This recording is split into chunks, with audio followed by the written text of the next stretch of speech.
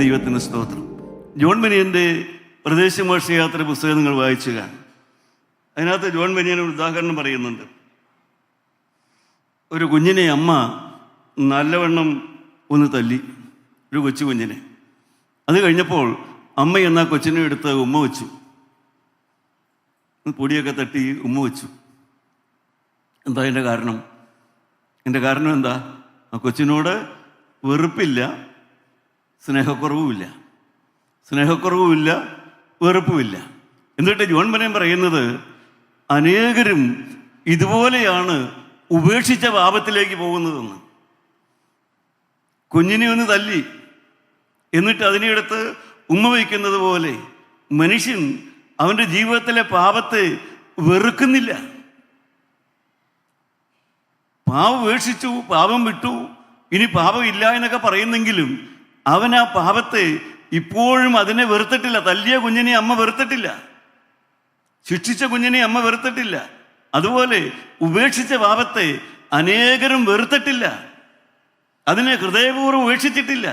അതുകൊണ്ട് തന്നെ അവസരം വരുമ്പോൾ ആ പഴയ പാപം, ആ പഴയ പാപപ്രകൃതി, ആ പഴയ പാപശൈലി അവരിലേക്ക് കടന്നു വരും, എന്നിലേക്കും കടന്നു വരും. കാരണം തല്ലിയ കുഞ്ഞിനെ അമ്മ വെറുത്തിട്ടില്ല. അമ്മ കുഞ്ഞിനെ എടുത്ത് വീണ്ടും ഉമ്മ വയ്ക്കുന്നത് പോലെ ഏത് വിശുദ്ധനും ഏത് മനുഷ്യനും, ജീവനുള്ള ദൈവത്തിൻ്റെ മാനസാന്തരം അനുഭവിച്ച ഏത് മനുഷ്യനും അവൻ്റെ പഴയ പാപത്തെ അവൻ ഉമ്മ വയ്ക്കും. പ്രിയപ്പെട്ടവരെ, ഇതെല്ലാം ദൈവത്തിൻ്റെ വചനത്തിലടങ്ങിയിരിക്കുന്നു. അനുഗ്രഹീതരായ ദേവദാസന്മാർ നമുക്കിതെല്ലാം മനസ്സിലാക്കി തരുന്നു. നാം ഓർക്കുക, കർത്താവിൻ്റെ വേലക്കാരോടാണ് കർത്താവ് പറഞ്ഞത്. മത്തായിയുടെ സുവിശേഷം 25-ാം അധ്യായത്തിൽ കർത്താവിനെ കാത്തിരുന്നതായ മണവാട്ടിയോടാണ് പറഞ്ഞത്, ഞാൻ നിങ്ങളെ അറിയുന്നില്ല.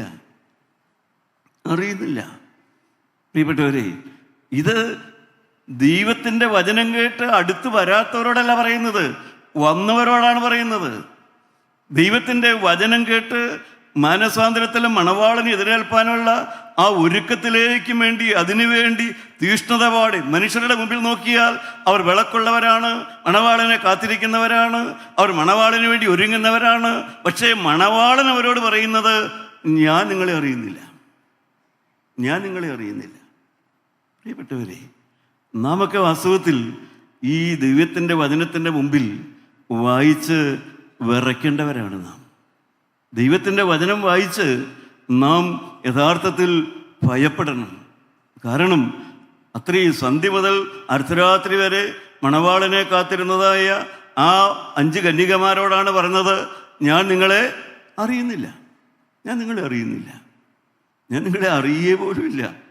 പ്രിയപ്പെട്ടവരെ, കാരണം അവരപ്പോൾ എല്ലാവർക്കും അറിയാമായിരുന്നു അവർ മണവാളിനെ കാത്തിരിക്കുകയെന്ന്. അവരെ കണ്ട മനുഷ്യർക്കൊക്കെ അറിയാമായിരുന്നു അവർ മണവാളിനെ കാത്തിരിക്കുന്നവരാണ്. പക്ഷേ മണവാളൻ പറയുന്നു, ഞാൻ നിങ്ങളെ അറിയുന്നില്ല. പ്രിയപ്പെട്ടവരെ, നമ്മളെ നോക്കിയാൽ മനുഷ്യരൊക്കെ പറയും, നാം മാനസാന്തരപ്പെട്ടവരാണ്, നാം ദൈവവേലക്കാരാണ്, നാം നിത്യജീവൻ കൊതിക്കുന്നവരാണ്, യേശുവിനെ സ്നേഹിക്കുന്നവരാണ് എന്നെല്ലാം നമ്മളെക്കുറിച്ച് മനുഷ്യരെല്ലാം പറയുമായിരിക്കും. പക്ഷേ യേശു എന്ത് പറയും? മനുഷ്യ പറയുന്ന അഭിപ്രായത്തിന് അത്രേ വിലയുള്ളൂ, മനുഷ്യൻ്റെ വാക്കിന് അത്രേ വിലയുള്ളൂ. യേശു എന്ത് പറയും? യേശു അവരോട് അപേക്ഷിച്ച് പറഞ്ഞത്, ഞാൻ അറിയുന്നില്ല. അവിടെ തീർന്ന് അവസാനിച്ചു. വാതിൽ തുറന്നതുമില്ല. പ്രിയപ്പെട്ടവരെ, അതാണ് ഒരു അവസാനം വരാൻ പോകുന്നുണ്ട്. അങ്ങനെ ഒരു യാഥാർത്ഥ്യത്തെ ഞാനും നിങ്ങളും നേരിടേണ്ടതായ ഒരു സമയം വരും. അന്ന് മനുഷ്യരാരും കൂട്ടുണ്ടാവില്ല, അന്ന് മനുഷ്യരാരും ഒത്താശ പറയാനും ഉണ്ടാവില്ല. ഈ ലോകത്തിലെ കോടതികൾക്ക് ഒരാളെ വിസ്തരിക്കണമെങ്കിൽ സാക്ഷി വേണം. കാരണം ന്യായാധിപന് അറിയാൻ മേല ഈ പ്രതി ആരെന്നറിയാൻ മേല, ഇവൻ്റെ സ്വഭാവം എന്നാണെന്നറിയാൻ മേല, ഇവൻ ചെയ്തത് എന്താണെന്ന് അറിയാൻ മേല. കോടതിയിലിരിക്കുന്ന ജഡ്ജിക്ക് ഈ നാട്ടിലുള്ള മനുഷ്യരെയൊക്കെ അറിയാവോ? ഇവനെന്ത് സ്വഭാവക്കാരനാ, ഇവനെന്ത് പ്രകൃതക്കാരനാ, ഇവൻ ചെയ്തതാരാ, ഇതൊന്നും കോടതിയിലിരിക്കുന്ന ന്യായാധിപൻ അറിയാൻ പാടില്ല. അതുകൊണ്ട് ന്യായാധിപൻ കേസ് വിസ്തരിക്കുന്നത് സാക്ഷികളെ വെച്ചാണ്. കാരണം അവനെ അറിയാവുന്നവർ, അവനെ കണ്ടിട്ടുള്ളതായ ആളുകൾ പറയുന്നത് കേട്ട് നിയമം അനുസരിച്ചാണ് ഈ ലോകത്തിലെ ന്യായാധിപന്മാർ വിധിക്കുന്നത്. എന്നാൽ എന്നെയും നിങ്ങളെയും ഈ വേദവസ്ഥ പ്രകാരം ന്യായം വിധിക്കാൻ പോകുന്ന യേശുവിന് സാക്ഷി വേണ്ട. കാരണം അവന് പ്രതിയെ അറിയാം, പ്രതിയാകുന്ന എന്നെ അവൻ അറിയാം, പ്രതിയാകുന്ന നിന്നെ അവൻ അറിയാം, പ്രതിയാകുന്ന നിന്റെ അന്തരംഗം അവൻ അറിയാം, പ്രതിയാകുന്ന രഹസ്യ ജീവിതം അവൻ അറിയാം, നിന്റെ ഹൃദയത്തിലെ അന്തരംഗം അവൻ അറിയാം, നിന്റെ അകവും പുറവും അറിയുന്ന ന്യായാധിപനാണ് ഈ വചനപ്രകാരം നിന്നെ ന്യായം വിധിക്കാൻ പോകുന്നത്. ഈ ലോകത്തിലെ കോടതി സാക്ഷികളെ വിസ്തരിച്ചാണ് കുറ്റം കണ്ടുപിടിക്കുന്നത്. എന്നാൽ അന്ത്യന്യായവിധിയിൽ ഒരു സാക്ഷിയെയും വിധിക്കണ്ട. കാരണം ന്യായാധിപന് പ്രതിയെ ശരിക്കറിയാം. ഈ പ്രതി എൻ്റെ മുമ്പിൽ നിൽക്കുന്നവൻ ആരാണെന്ന് മുഴുവനും അറിയാവുന്ന ന്യായാധിപനാണ് ഈ വചനപ്രകാരം നിന്നെയും എന്നെയും ന്യായം വിധിക്കാൻ പോകുന്നത്. പ്രിയപ്പെട്ടവരെ, അങ്ങനെയുള്ളതായ ഒരു ദൈവത്തിൻ്റെ മുമ്പിലേക്കാണ് ഞാനും നിങ്ങൾ കടന്നു പോകാൻ പോകുന്നത്. ആ ദൈവമാണ് നമ്മളോട് പറയുന്നത്. അവൻ്റെ കൂട്ടായ്മയിലേക്ക് നമ്മളെ വിളിച്ചിരിക്കുന്നു. ദൈവമക്കളെ, ഞാനൊരു കാര്യം പറയട്ടെ, എല്ലാ പാപവും കർത്താവ് ക്ഷമിച്ചു തരും കേട്ടോ. ഏത് പാപവും കർത്താവ് ക്ഷമിച്ചു തരും. പക്ഷേ നിരാശ എന്ന പാപം മാത്രം ക്ഷമിച്ചു തരില്ല. കാരണം നിരാശപ്പെടേണ്ടതായ ഒരു കാര്യവും ഇല്ല. ഒരു മനുഷ്യന് നിരാശപ്പെടേണ്ട ഒരു കാര്യവുമില്ല. മനുഷ്യരായി നമുക്ക് സംഭവിക്കുന്ന എല്ലാ പ്രതികൂലങ്ങളും, എല്ലാ പ്രതിസന്ധികളും, എല്ലാ തടസ്സങ്ങളും, എല്ലാ ദുഃഖങ്ങളും, എല്ലാ രോഗങ്ങൾക്കും കർത്താവിൻ്റെ മുമ്പിൽ പരിഹാരമുണ്ട്. ജീവനുള്ള ദൈവം നമ്മുടെ പ്രശ്നത്തിന് പരിഹാരം വരുത്തുന്നതിന് മുമ്പ് നാം നിരാശപ്പെടുക എന്ന് പറഞ്ഞാൽ അതിൻ്റെ അർത്ഥം ഇനി കർത്താവ് ഒന്നും ചെയ്യണ്ട, കർത്താവിനെ വിട്ട് നാം മാറുക എന്നർത്ഥം. അവിടെ തന്നെ കേൾക്കുന്ന പ്രിയപ്പെട്ടവരെ, നിങ്ങൾ ഒരിക്കലും നിരാശ എന്ന പാപത്തിൽ കുടുങ്ങരുത്. നിരാശയിൽ കുടുങ്ങിയാൽ നിങ്ങളുടെ ആത്മാവ് നഷ്ടപ്പെട്ടു പോകും. അത് ക്ഷമിച്ചു കിട്ടില്ല. നിരാശപ്പെടരുത് ഒരിക്കലും. കാരണം യേശുക്രിസ്തുവിന് പരിഹരിക്കാൻ കഴിയാത്തതായ യാതൊരു ദോഷവും, ഒരു തിന്മയും, ഒരു പ്രശ്നവും, ഒരു രോഗവും നമുക്കാർക്കും ഒരിക്കലും സംഭവിക്കില്ല. ഒരിക്കലും സംഭവിക്കില്ല. യേശുക്രിസ്തുവിന് പരിഹരിക്കാൻ കഴിയാത്തതായ യാതൊരു കാര്യവും സംഭവിക്കില്ല. അത് നിങ്ങൾ ഉറയ്ക്കുക. അതുകൊണ്ട് എനിക്ക് നിങ്ങളോട് പറയാനുള്ളത്, നിരാശ എന്ന പാപത്തിൽ നിങ്ങൾ കുടുങ്ങരുത്. അതിൽ കുടുങ്ങിയാൽ നിങ്ങൾക്ക് പുറത്തു കടക്കാൻ പറ്റത്തില്ല. നിങ്ങളുടെ ആത്മാവ് നഷ്ടപ്പെട്ടു പോയേക്കും. ബാക്കി ഏത് പാപത്തിൽ നിങ്ങൾ കുടുങ്ങിയാലും പ്രിയപ്പെട്ടവരെ, ക്രിസ്തുവിൻ്റെ രക്തമുഖാന്തരം നിങ്ങൾക്ക് പുറത്തു കിടക്കാം. നിരാശയിൽ കുടുങ്ങിയാൽ നിങ്ങൾക്ക് പുറത്തു കിടക്കാൻ പറ്റില്ല. കാരണം പിശാച് നിങ്ങളെ പിന്നെയും പിന്നെയും നിരാശയിലേക്ക് കൊണ്ടുപോയിക്കൊണ്ടിരിക്കും. അതുകൊണ്ട് അതിൽ മാത്രം നമ്മൾ കുടുങ്ങരുത്. ദൈവമക്കളെ, നാം എല്ലാം വാസ്തവത്തിൽ ഈ വേദപുസ്തകത്തിൽ നാം വായിക്കുന്ന അനുഗ്രഹീതരായ ദൈവമക്കളുണ്ട്, ഗോത്രപിതാക്കന്മാരുണ്ട്. ഇവരൊക്കെ കൃപയാലല്ലേ ആ പദവിയിലെത്തിയത്? കൃപയാലല്ലേ അവരെല്ലാം പദവിയിലെത്തിയത്? അബ്രഹാമിനെ നോക്കിയാലും, ഇസ്ഹാക്കിനെ നോക്കിയാലും, യാക്കോബിനെ നോക്കിയാലും, അവരെല്ലാം, ആ ഗോത്രപിതാക്കന്മാരെല്ലാം ആ അനുഗ്രഹീത പദവിയിലെത്തിയത് അവരുടെ ഏതെങ്കിലും നന്മ കൊണ്ടാണോ? അവർക്ക് വേണ്ടി ആരെങ്കിലും പ്രാർത്ഥിച്ചത് കൊണ്ടാണോ? അവർക്ക് വേണ്ടി ആരെങ്കിലും ഒത്താശ ചെയ്തുകൊണ്ടാണോ? ഒന്നുമല്ല. അവരെല്ലാം ആ പദവിയിലെത്തിയത് ജീവനുള്ള ദൈവത്തിൻ്റെ കൃപ അവരെ സഹായിച്ചുകൊണ്ടിരുന്നു. കൃപ അവരെ താങ്ങിക്കൊണ്ടിരുന്നു. ക്രിസ്തുവിൻ്റെ കൃപ നിങ്ങൾക്കും, കൃപയാൽ നിങ്ങൾക്ക് കൃപയും സമാധാനവും ഉണ്ടാകട്ടെ എന്ന് പറയും. 1 കൊരിന്ത്യർ ലേഖനത്തിൽ പറയും, കൃപയും സമാധാനവും. നിങ്ങളെപ്പോഴും ഓർക്കണം, ഒരു കൃപയാണ് നമുക്കിവിടെ വന്നു ചേരാൻ പറ്റിയത്. ഒരു കൃപയാണ്. ഈ ദൈവത്തിൻ്റെ വചനം അത് കേൾക്കാൻ പറ്റിയത് ഒരു കൃപയാണ്. ഈ പുസ്തകം വായിക്കാൻ പറ്റിയത് ഒരു കൃപ. ഇങ്ങനെയൊരു വേദപുസ്തകം സ്വന്തമായി വാങ്ങാൻ പറ്റിയത് ഒരു കൃപ. ഈ വചനത്തിൽ എനിക്കുള്ള ഒരു ആത്മീയ ആഹാരമുണ്ടെന്ന് മനസ്സിലാക്കാൻ പറ്റിയത് ദൈവത്തിൻ്റെ കൃപ. കർത്താവായ യേശുവിൻ്റെ ആ ഒരു കൂട്ടായ്മയിലേക്ക് നമുക്ക് വരാൻ സാധിക്കുന്നത് ഒരു ദൈവത്തിൻ്റെ കൃപ. ദൈവമക്കളെ, കൃപയൊന്നുകൊണ്ട് മാത്രമാണ് നമ്മൾ ഈ ആത്മീയ രംഗത്തേക്ക് എത്തി നോക്കാൻ തന്നെ കാരണം. അല്ലെങ്കിൽ നാം ആരും ഈ രംഗത്ത് വരാൻ ഒരു സാധ്യതയില്ല. പക്ഷേ ജീവനുള്ള ദൈവത്തിൻ്റെ കൃപയാലാണ് നാം ഈ രംഗത്തേക്ക് വന്നു ചേർന്നത്. ദൈവത്തിന് സ്തോത്രം. ആ കൃപയാണ് നമ്മളെ ഇനിയും വളർത്തുന്നത്.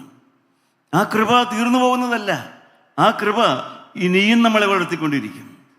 ഇനിയും നമ്മളെ ആ കൃപ വളർത്തിക്കൊണ്ടിരിക്കും. അന്ത്യം വരെയും ആ കൃപയിലാണ് നാം ശരണപ്പെടുന്നത്. ദൈവത്തിൻ്റെ കൃപയിലാണ് നാം ശരണപ്പെടുന്നത്. ആ കൃപയാണ് നമ്മളെ വളർത്തിക്കൊണ്ടിരിക്കുന്നത്. ദൈവമക്കളെ, അത് നാം എപ്പോഴും ഓർത്തുകൊള്ളണം. എല്ലാം ദൈവത്തിൻ്റെ കൃപ കൊണ്ടാണ് നടക്കുന്നത്. ഗോത്രപിതാവായ യാക്കോബ്, നമുക്കറിയാം, ഗോത്രപിതാക്കന്മാരിൽ അബ്രഹാം, ഇസ്ഹാക്ക്, യാക്കോബ് കൃപയുടെ മാത്ര സന്തതിയാണ്. കാരണം യാക്കോബ് ആദ്യജാതനല്ല, അവൻ്റെ കുടുംബത്തിലെ ആദ്യജാതനല്ല യാക്കോബ്. ആദ്യജാതനായിരുന്നു വാസ്തവത്തിൽ ആ പിതാക്കന്മാരുടെ പദവിയിൽ വരേണ്ടത്. അവൻ ആദ്യജാതനല്ല. അവൻ ആദ്യം മുതലേ കൗശലക്കാരനാണ്. ആദ്യം മുതലേ സൂത്രവും തന്ത്രവുമായി നടന്ന മനുഷ്യനാണ്. പിന്നെ എപ്പോഴാണ് അവനിൽ ഒരു നന്മ ആരംഭിക്കുന്നത്? ഉൽപ്പത്തി പുസ്തകം 32-ാം അധ്യായത്തിൽ യാബോക്ക് കടയിൽ വെച്ച് അവൻ ജീവനുള്ള ദൈവത്തിൻ്റെ ദൂതൻ അവനുമായി ഒരു മൽപ്പിടുത്തം നടത്തി. അവിടെയാണ്, ആ മൽപ്പിടുത്തത്തിൻ്റെ സമയത്താണ് യാക്കോബിൽ എന്തെങ്കിലും ഒരു ആത്മീയം ആരംഭിക്കുന്നത്. യാക്കോബിൽ ഒരു ആത്മീയം ആരംഭിക്കുന്നത് അവൻ്റെ ആ ബാല്യകാലത്തല്ല. അവൻ്റെ ബാല്യകാലത്തൊന്നുമില്ല. അവൻ കുറച്ചും കൂടെ പ്രായമായി മുതിർന്നു. അവൻ്റെ അപ്പൻ്റെ അനുഗ്രഹമെല്ലാം മേടിച്ചു. അങ്ങനെ അവൻ്റെ അമ്മയുടെ വീട്ടിലേക്കെല്ലാം പോകുന്നതെല്ലാം നമുക്കറിയാം, ഉൽപ്പത്തി പുസ്തകത്തിലുണ്ട്. അന്നൊന്നും അവനിൽ ഒരു ആത്മീയവുമില്ല. യാക്കോബ് പിതാവ് ഓടുമ്പോഴാണ് ഒരു ഗോവണിയുടെ ദർശനം. ഉൽപ്പത്തി പുസ്തകം 28-ാം അധ്യായത്തിൽ കാണാം ഒരു ഗോവണിയുടെ ദർശനം. ഭൂമിയിൽ നിന്ന് സ്വർഗത്തിലേക്ക് വെച്ചിരിക്കുന്നതായ ഒരു കോവണി. ആ കോവണിയിൽ കൂടെ കയറുകയും ഇറങ്ങുകയും ചെയ്യുന്നത് യാക്കോബ് കണ്ടു. ദൈവത്തിന് സ്തോത്രം. ആ കോവണി ക്രിസ്തുവാകുന്നു. നമുക്കറിയാം, ആ കോവണി കർത്താവായ യേശുവാണ്. ആ യേശുവിൽ കൂടെയാണ് ഭൂമിയിലെ മനുഷ്യൻ സ്വർഗത്തിലേക്ക് കയറുന്നത്. യേശുവാകുന്ന കോവണിയിൽ കൂടെയാണ്. ആ യേശുവിൽ കൂടെയാണ് കൃപയും സമാധാനവും മനുഷ്യരായി നമ്മളിലേക്ക് വരുന്നത്. ആ കോവണിയിൽ കൂടെയാണ്. ഇതാണ് ഗോത്രപിതാവ് കണ്ടതായ ഗോവണി. ഉൽപ്പത്തി പുസ്തകം, അതുകൊണ്ടാണ് ഞാൻ പറയുന്നത്, നിങ്ങൾ വേദപുസ്തകമൊക്കെ ശ്രദ്ധിച്ചെന്ന് വായിച്ചാൽ നല്ലതാണ്. ഒരു ഗോവണി കാണുന്നു, അതിൽ കൂടെ കയറുകയും ഇറങ്ങുകയും ചെയ്യുന്നത് കാണുന്നു. എന്താണ് കയറുകയും ചെയ്യുന്നത്? മനുഷ്യരായ നാം, ഈ ഭൂമിയിലെ മനുഷ്യരായ നാം സ്വർഗത്തിലേക്ക് കയറുന്നത് ക്രിസ്തുവാകുന്ന ആ കോവണിയിൽ കൂടെയാണ്. ആ ക്രിസ്തുവിൽ കൂടെയാണ് നമുക്ക് സമാധാനവും സന്തോഷവും ലഭിക്കുന്നത്. അതാണ് ആ കോവണി നമുക്ക് കാണിച്ചു തരുന്നത്. ദൈവത്തിന് സ്തോത്രം. ആ കോവണിയെല്ലാം യാക്കോബ് കണ്ടു എന്നുള്ളത് സത്യമാണ്. എന്നിട്ട് യാക്കോബ് പറഞ്ഞു, ഈ സ്ഥലത്ത് ദൈവം ഉണ്ടെന്ന് യാക്കോബ് പറഞ്ഞിട്ടോ? എല്ലാം ദൈവം ഉണ്ടെന്നൊക്കെ പറഞ്ഞു. പക്ഷേ യാക്കോബിന് ഒരു കാര്യം മാത്രം, ജീവനുള്ള ദൈവം അബ്രഹാം പിതാവിൻ്റെ മുമ്പിൽ വന്ന് നിന്നപ്പോൾ അബ്രഹാം സാഷ്ടാംഗം വീണു. അവിടെ സാഷ്ടാംഗം വീണു. ജീവനുള്ള ദൈവം ഇസ്ഹാക്കിന് മുമ്പിൽ വന്ന് സംസാരിച്ചു. ദൈവം നിന്നെ അനുഗ്രഹിക്കുമെന്ന് പറഞ്ഞപ്പോൾ ഇസ്ഹാക്ക് അവിടെ ഒരു നേർച്ച എന്ന് പറയും, യാഗം കഴിച്ചു. അവിടെ നേർച്ച നടന്നു. പക്ഷേ യാക്കോബ് ദൈവം തന്നെ മുമ്പിൽ വന്ന് നിന്ന് ദൈവത്തോട് സംസാരിക്കുമ്പോഴും യാക്കോബ് പറയുകയാണ്, എനിക്ക് ആഹാരം, വസ്ത്രം, പിന്നെ ഞാൻ പോകുന്ന വഴിക്കെല്ലാം നീ എന്നെ കാത്ത് ഇങ്ങോട്ട് മടക്കിക്കൊണ്ട് വന്നാൽ ഞാൻ നിനക്കൊരാലയം പണിയാം, ഞാൻ നിനക്ക് ദശാംശവും തരാം. ആളുകളുടെ വ്യത്യാസം മനസ്സിലായോ? അപ്പൻ്റെ അപ്പനായ അബ്രഹാം ദൈവനുള്ള ദൈവത്തെക്കുറിച്ച് കേട്ടപ്പോൾ സാഷ്ടാംഗം വീണു, നിലത്ത് വീണു. അപ്പനായ ഇസ്ഹാക്ക് ദൈവം മുമ്പിൽ വന്നപ്പോൾ അവിടെ ദൈവത്തിന് യാഗം കഴിച്ചു. അവിടെ യാഗപീഠം പണിതു. യാക്കോബ് പറയുകയാണ്, ഇപ്പോൾ എനിക്കിതൊക്കെ തന്നാൽ, എനിക്ക് ആഹാരവും വസ്ത്രവും, ഞാൻ പോകുന്ന വഴിക്ക് നീ എന്നെ മടക്കിക്കൊണ്ട് വരികയും ചെയ്താൽ ഞാൻ നിനക്കൊരാലയം പണിയാം, പിന്നെ ഞാൻ നിനക്കൊന്നും കൂടെ തരാം. എന്ത് തരാം? ദശാംശം കൂടെ തരാം. കാരണം യാക്കോബിന് അതിലാണ് പിടുത്തം മുഴുവൻ. പൈസയും കൊണ്ട് എന്തെങ്കിലുമൊക്കെ നടക്കുമോ? ഇതൊക്കെയാണ് യാക്കോബിന്. ഇപ്പം ദശാംശം തരാമെന്ന് പറഞ്ഞാൽ ഏതോ വലിയ കാര്യം, ദൈവത്തിന് നേർച്ച നേരുക, ദശാംശം തന്നേക്കാവുന്നു. പ്രിയപ്പെട്ടവരെ, നമുക്കറിയാമല്ലോ, ഇതൊക്കെയാണ് ഈ ആത്മീയനാണ്. പക്ഷേ ദൈവത്തിൻ്റെ വഴിയോട് ചേരുന്നില്ല. ദൈവത്തിൻ്റെ വഴികളോട് ചേരുന്നില്ല. ഇതാണ് ആത്മീയരായ പല മനുഷ്യരുണ്ട്. ഹോശയ്യ പ്രവചനം 13-ാം അധ്യായത്തിൻ്റെ 8-ാമത്തെ വാക്യം വായിക്കാം.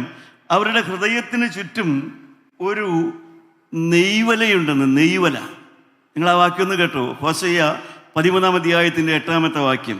ഹോശയ്യ പ്രവാചകന്റെ പുസ്തകം 13-ാം അധ്യായം 8-ാമത്തെ വാക്യം. കുട്ടികൾ പോയ കരടിയെ പോലെ ഞാൻ അവരെ എതിരിട്ടു, അവരുടെ ഹൃദയത്തിന്റെ നെയ്വല കീറിക്കളയും. ഹൃദയത്തിന്റെ നെയ്വല, ഹൃദയത്തിന് ചുറ്റും ഒരു നെയ്യ് കൊണ്ടുള്ള നെയ്വല, റിബ്സാണ്, പക്ഷേ നെയ്വല എന്നാ മലയാളം പറയുന്നത്. എന്ന് വെച്ചാൽ മനുഷ്യന്റെ ആ ഹൃദയം അത് അഹങ്കാരമുറ്റിയതാണ്. അത് അഹങ്കാരത്തിന്റെ നെയ്വലയാ, കൊഴുപ്പ. അഹങ്കാരത്തിന്റെ നെയ്വലയാണ് ഹൃദയത്തിന് ചുറ്റും. ദൈവമക്കളെ, നമുക്കറിയാം അഹങ്കാരം എനിക്കും നിങ്ങൾക്കുമല്ല, നാം ശോധന ചെയ്യേണ്ടതാണ് ഇതൊക്കെ. ജീവനുള്ള ദൈവത്തോട് കിടക്കുമ്പോൾ ശോധന ചെയ്യണം. പ്രിയപ്പെട്ടവരെ, കർത്താവേ, ഞാൻ ഏതെങ്കിലും ഒരു അകൃത്യം വെച്ചുകൊണ്ടാണോ കിടന്നുറങ്ങുന്നത്? ആരോടെങ്കിലും വൈരാഗ്യം വെച്ചുകൊണ്ടാണോ കിടന്നുറങ്ങുന്നത്? ഏതെങ്കിലും ഒരു വ്യക്തിയോട് പ്രതികാര ചിന്ത വെച്ചുകൊണ്ടാണോ ഞാൻ കിടന്നുറങ്ങുന്നത്? അത് ഹൃദയത്തിൻ്റെ നെയ്വലയാണ്. നെയ്വല, നെയ് കൊണ്ട് വല, നൂല് കൊണ്ട് വല നമുക്കറിയാം. നെയ്വല എന്ന് വെച്ചാൽ അഹങ്കാരമുറ്റിയ ഹൃദയം. ജീവനുള്ള ദൈവം പറയുകയാണ്, അഹങ്കാരമുറ്റിയതായ ഹൃദയത്തെ. അതിൻ്റെ 9-ാമത്തെ വാക്യം കൂടെ വായിച്ച്. ഇസ്രായേലേ, നിന്റെ സഹായമായിരിക്കുന്ന ഇസ്രായേലേ, നിന്റെ സഹായമായിരിക്കുന്ന എന്നോട് നീ മറുക്കുന്നത് നിന്റെ നാശമാകുന്നു. എന്നോട് നീ മറുക്കുന്നത്, ജീവനുള്ള ദൈവത്തോട് മത്സരിക്കുന്നത് നിന്റെ നാശമാകുന്നു. പ്രിയപ്പെട്ടവരെ, ജീവനുള്ള ദൈവത്തോട് നിന്റെ ഹൃദയത്തിന്റെ നെയ്വല വെച്ചുകൊണ്ട് ജീവനുള്ള ദൈവത്തോട് നീ മത്സരിക്കുന്നത് നിന്റെ നാശമാകുന്നു. ജീവനുള്ള ദൈവം ഗോത്രപിതാവായ ആ യാക്കോബിനോട്, യാക്കോബിനെ ദൈവം സ്നേഹിക്കുന്നു. യാക്കോബ് സമ്മതിച്ചു, എന്നെ അനുഗ്രഹിച്ചല്ലാതെ ഞാൻ നിന്നെ വിടുകയില്ല, കാരണം നിന്നെ കൂടാതെ എനിക്കൊരു അനുഗ്രഹമില്ല എന്ന് ഗോത്രപിതാവ് പറഞ്ഞു. ശരിയാണ്. പക്ഷേ അത്രയെല്ലാം പറഞ്ഞെങ്കിലും താനൊരു പാപിയാണെന്ന് മാത്രം ഗോത്രപിതാവ് മിണ്ടിയില്ല. തനിക്ക് പാപമുണ്ടെന്ന് മാത്രം യാക്കോബ് പറഞ്ഞില്ല. ബാക്കി എല്ലാം പറയാൻ യാക്കോബിനറിയാം. ബാക്കി എല്ലാ കാര്യങ്ങളും ആത്മീയമായി പലതും പറയാൻ യാക്കോബിനറിയാം. പക്ഷേ ഞാനൊരു പാപിയാണ്, എനിക്ക് തെറ്റുണ്ട്, എനിക്ക് തെറ്റുപറ്റുന്നുണ്ട്, എനിക്ക് തെറ്റുപറ്റിയിട്ടുണ്ട് എന്ന് പറയാൻ മാത്രം യാക്കോബിനറിയില്ല. ബാക്കി എല്ലാം യാക്കോബ് പറയും. ഈ സ്ഥലം മനോഹരം, ഇത് യഹോവയുടെ ഗോവണിയുള്ള സ്ഥലം, ഇവിടെ കയറുകയും ഇറങ്ങുകയും ചെയ്യുന്നു, എല്ലാം കാണും. പക്ഷേ എനിക്ക് പാപമുണ്ട്, അതുമാത്രം ദാവീദിന്റെ വായിൽ നിന്ന് വരില്ല. ബാക്കി എല്ലാം വരും. ദൈവമക്കളെ, നിങ്ങൾ എന്തെങ്കിലും സമ്മതിച്ചിട്ടുണ്ടോ ദൈവത്തിൻ്റെ മുമ്പാകെ? എനിക്ക് പാപമുണ്ടെന്ന്, എനിക്ക് തിരുത്താനുണ്ട്. ഈ വചനം കേട്ടുകൊണ്ടിരിക്കുമ്പോൾ തന്നെ നിങ്ങൾക്ക് വല്ലതും പറയാനുണ്ടോ ജീവനുള്ള ദൈവത്തോട്? കർത്താവേ, എനിക്ക് തിരുത്താനുണ്ട്, എനിക്ക് പാപമുണ്ട്, എൻ്റെ ജീവിതത്തിൽ ഞാൻ ചെയ്തതും പറഞ്ഞതും പലതിലും തെറ്റുപറ്റിയിട്ടുണ്ട്, എനിക്ക് പാപമുണ്ട്. യാക്കോബ് പാപമുണ്ടെന്നൊഴിച്ച് ബാക്കി എല്ലാ ആത്മീയ വാക്കുകളും യാക്കോബിൻ്റെ വായിൽ നിന്ന് വരും. പാപമുണ്ടെന്നുള്ള വാക്ക് മാത്രം യാക്കോബിൻ്റെ വായിൽ നിന്ന് വരില്ല. അതുമാത്രം വരില്ല. ഞാൻ പരദേശിയാണ്, ഞാൻ ഈ ലോകക്കാരനല്ല, അതൊന്നും യാക്കോബിൻ്റെ വായിൽ നിന്ന് വരില്ല. പ്രിയപ്പെട്ടവരെ, ദൈവമുള്ള ദൈവം യാക്കോബിനെ ശുദ്ധീകരിക്കാൻ തുടങ്ങി. കൃപയുടെ പൈതലാണ്, അതുകൊണ്ട് ശുദ്ധീകരണമുണ്ട്. അവിടെ ഉൽപ്പത്തി പുസ്തകം 33-ാം അധ്യായം അതിൻ്റെ 3-ാമത്തെ വാക്യം നോക്കാം. ജീവനുള്ള ദൈവം ദൈവത്തോട് മല്ലുപിടിച്ച് ദൈവത്തിൻ്റെ കൃപ മേടിച്ച ആ യാക്കോബിനെ ദൈവം ശുദ്ധീകരിക്കാൻ തുടങ്ങി. ഒന്നാമത്തെ ശുദ്ധീകരണം എന്തായിരുന്നു? 3-ാമത്തെ വാക്യം 33-ന്റെ 3 വായിച്ചു നോക്കാം. അവൻ അവർക്ക് മുമ്പായി കടന്ന് 7 പ്രാവശ്യം സാഷ്ടാംഗം നമസ്കരിച്ചുകൊണ്ട് തന്റെ സഹോദരനോട് അടുത്തു ചെന്നു. പ്രിയപ്പെട്ടവരെ, ഇപ്പോൾ യാക്കോബ് ദൈവത്തിന്റെ മുമ്പിൽ മുട്ടുമുടക്കാത്ത യാക്കോബ് ഇപ്പോൾ ആരുടെ മുമ്പിലാ? തൻ്റെ സഹോദരനായ ഏശാവിൻ്റെ മുമ്പിൽ 7 പ്രാവശ്യം മുട്ടുകുത്തുന്നു. ജീവനുള്ള ദൈവം അവനോട് സംസാരിച്ചപ്പോൾ മുട്ടുമടക്കാൻ മടി കാണിച്ചതായ യാക്കോബ് ഇപ്പോൾ തൻ്റെ സഹോദരൻ, ആ സഹോദരനായ ഏശാവിൻ്റെ മുമ്പിൽ 7 പ്രാവശ്യം മുട്ടുമടക്കുക. 7 പ്രാവശ്യം എന്നുവെച്ചാൽ അന്നത്തെ കാലത്തെ ചക്രവർത്തിമാരെ വന്ദിക്കുന്ന രീതിയാണ് 7 പ്രാവശ്യം നമസ്കരിക്കുക എന്ന് പറയുന്നത്. ഇവിടെ ഇതാ ഗോത്രപിതാവ് തൻ്റെ സഹോദരനായ ഏശാവിനെ 7 വട്ടം മുട്ടുകുത്തി നമസ്കരിക്കുക. ദൈവത്തിന് സ്തോത്രം. പ്രിയപ്പെട്ടവരെ, ചിലപ്പോഴെല്ലാം നാം മുട്ടുമടക്കേണ്ടി വരും. മനുഷ്യരുടെ മുമ്പിൽ മുട്ടുമടക്കേണ്ടി വരും, ക്ഷമ പറയേണ്ടി വരും. അതൊന്നും പാപമല്ല. എന്നിട്ട് യാക്കോബ് ഏശാവിൻ്റെ മേൽ മുട്ടുകുത്തിയിട്ട് ഏശാവിന് വല്ല ഗുണം കിട്ടിയോ യാക്കോബിന് ഗുണം കിട്ടിയോ? ഗുണം കിട്ടിയത് യാക്കോബിന് തന്നെയാണ്. ഏശാവിനൊരു ഗുണവും കിട്ടിയില്ല. പക്ഷേ ഏശാവ് ആള് മാറിയിരുന്നു. അവനെ കൊല്ലണമെന്നുള്ള ആഗ്രഹം ഏശാവ് ഉപേക്ഷിച്ചിരുന്നു. പ്രിയപ്പെട്ടവരെ, എന്തിനു മുട്ടുമടക്കാൻ പേടിക്കണം? എന്തിനു ക്ഷമ ചോദിക്കാൻ മടുക്കണം? എന്തിനു തെറ്റുപറ്റിയെന്ന് പറയാൻ മടിക്കണം? എന്തിനെനിക്ക് തിരുത്താനുണ്ടെന്ന് പറയാൻ മടിക്കണം? പ്രിയപ്പെട്ടവരെ, ദൈവത്തിന് മുമ്പിൽ മുട്ടുകുത്താത്ത അതേ യാക്കോബിനെ ദൈവം താൻ ജ്യേഷ്ഠാവകാശം തട്ടിച്ചെടുത്ത് താൻ അനുഗ്രഹവും തട്ടിച്ചെടുത്തതായ അതേ ഏശാവിൻ്റെ മുമ്പിൽ 7 പ്രാവശ്യം ദൈവം മുട്ടുകുത്തിച്ചു. ദൈവമക്കളെ ഓർത്തണം, ഒരു ജീവനുള്ള ദൈവമാണ് നടത്തുന്നതെങ്കിൽ ദൈവം നമ്മളെ സ്നേഹിക്കുന്നത് കൊണ്ട് ശുദ്ധീകരിക്കുന്ന ദൈവം നമ്മളെ ശുദ്ധീകരണത്തിലൂടെ തന്നെ നടത്തും. അപ്പം 4-ാം അധ്യായത്തിൽ അവിടെ അറിയാം, തൻ്റെ മകള് നാട്ടിലേക്ക് ഇറങ്ങിയ കാര്യമാണ് കാണുന്നത്. യാക്കോബിൻ്റെ മകള് ദേശത്തേക്ക് ഇറങ്ങി. അവിടെ ഇതാ നിങ്ങൾ എന്നെ എൻ്റെ 11-ാമത്തെ വാക്യം വായിച്ച്. അപ്പോൾ യാക്കോബ് ശിമയോനോടും ലേവിയോടും ഈ ദേശനിവാസികളായ കനാന്യരുടെയും പരിസരരുടെയും ഇടയിൽ നിങ്ങൾ എന്നെ നാറ്റിച്ച് കളഞ്ഞു. പ്രിയപ്പെട്ടവരെ, ശുദ്ധീകരണത്തിൻ്റെ അടുത്ത പണി. കാരണം എളിമപ്പെടുന്നില്ല, വിനയപ്പെടുന്നില്ല. ജീവനുള്ള ദൈവം യാക്കോബ് അവനോട് മല്ല് പിടിച്ചു. അവൻ ദൈവത്തിൻ്റെ അനുഗ്രഹം മേടിച്ചു. എന്നെ അനുഗ്രഹിച്ചല്ലാതെ നിന്നെ വിടുകയില്ല എന്ന് പറഞ്ഞ യാക്കോബ് പിന്നെയും കയ്യിലിരിക്കണതൊന്നും വിടുന്നില്ല. തൻ്റെ സ്വഭാവം മാറുന്നില്ല. സ്വഭാവം മാറാത്ത യാക്കോബിന് ദൈവം ശുദ്ധീകരിച്ചെടുക്കുകയാണ്. ആദ്യം ഇതാ മനുഷ്യരുടെ മുമ്പിൽ മുട്ടുകുത്തിച്ചു. ഇപ്പോൾ ഇതാ സ്വന്തം കുടുംബത്തിൽ, എൻ്റെ നാട്ടുകാരുടെ മുമ്പിൽ നിങ്ങൾ എന്നെ നാറ്റിച്ചു. പ്രിയപ്പെട്ടവരെ, ദൈവത്തിൻ്റെ പ്രവൃത്തി സങ്കടത്തോടെ അല്ലാതെ നമുക്കൊന്നും പറയാൻ സാധിക്കില്ല. നാം എല്ലാം പ്രിയപ്പെട്ടവരെ ഇതിന് കീഴടങ്ങേണ്ടി വരും. എനിക്കും നിങ്ങൾക്കും വ്യത്യാസമൊന്നുമില്ല, നമുക്ക് ആർക്കും മാറ്റമൊന്നുമില്ല. കാരണം നിത്യനായ ദൈവത്തിൻ്റെ മുമ്പിലാണ് നാം വന്നതെങ്കിൽ, ദൈവമാണ് രക്ഷിച്ചതെങ്കിൽ, അവൻ്റെ രക്തമാണ് തൊട്ടതെങ്കിൽ, അവൻ്റെ രക്തം കൊണ്ടാണ് ശുദ്ധീകരണം കിട്ടിയതെങ്കിൽ, പ്രിയപ്പെട്ടവരെ, ഈ ദൈവം നമ്മുടെ ആത്മാവ് നഷ്ടപ്പെടാതിരിക്കേണ്ടതിന് വേണ്ടി നമ്മളെ ശുദ്ധീകരണത്തിലൂടെ നടത്തും. 35-ാം അധ്യായത്തിലേക്ക് നാം വരുമ്പോൾ നാം എന്താണ് അവിടെ കാണുന്നത്? സങ്കടമാണ് അവിടെ ഗോത്രപിതാവ് ശുദ്ധീകരണത്തിൻ്റെ കാര്യം വീട്ടിൽ സംസാരിക്കാൻ തുടങ്ങി. നമുക്ക് പാപം വിടണം എന്നൊക്കെ യാക്കോബ് പറയാൻ തുടങ്ങി. യാക്കോബ് അതുവരെ പാപത്തെക്കുറിച്ച് മിണ്ടാത്ത യാക്കോബ് ഇപ്പോൾ പാപത്തെക്കുറിച്ച് മിണ്ടാൻ തുടങ്ങി. എന്താ വായിച്ച 35-ാം അധ്യായം. അപ്പോൾ യാക്കോബ് തന്റെ കുടുംബത്തോടും കൂടെയുള്ള എല്ലാവരോടും നിങ്ങളുടെ ഇടയിലുള്ള അന്യദേവന്മാരെ നീക്കിക്കളഞ്ഞ് നിങ്ങളെ ശുദ്ധീകരിച്ച്. പ്രിയപ്പെട്ടവരെ, ഇപ്പോൾ യാക്കോബ് പാപത്തെക്കുറിച്ചും ശുദ്ധീകരണത്തെക്കുറിച്ചും ദൈവത്തോട് യഥാസ്ഥാനപ്പെടുന്നതിനെ കുറിച്ചും പറയാൻ തുടങ്ങി. ഇതുവരെ മിണ്ടില്ലായിരുന്നു, ഇപ്പോൾ മിണ്ടാൻ തുടങ്ങി.